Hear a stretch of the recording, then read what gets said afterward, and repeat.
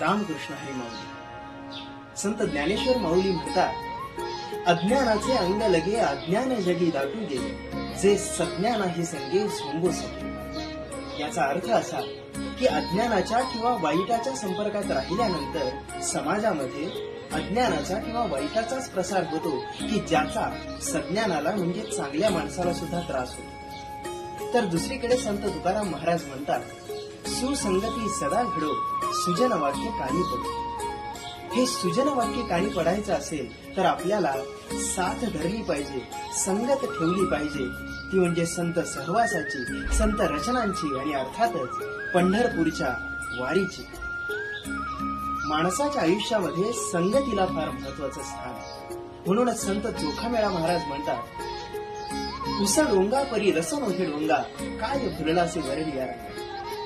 चोखा डोंगा परी भाव नोहे डोंगा, काय फुललासे वरली रंगा. माणसाचा अंतरंग जाणायचा असेल तर त्याच्या आतमध्ये डोकावून बघितलं पाहिजे. त्याच्या वरच्या सौंदर्याला कशाला भुलता, असं संत चोखामेळा महाराज सांगतात. म्हणूनच संगत कशाची पाहिजे तर भक्तीची पाहिजे, पंढरपूरच्या वारीची पाहिजे. म्हणूनच संत नरहरी सोनार महाराज म्हणतात, भक्तीची सांगड बांधारे. रामकृष्ण.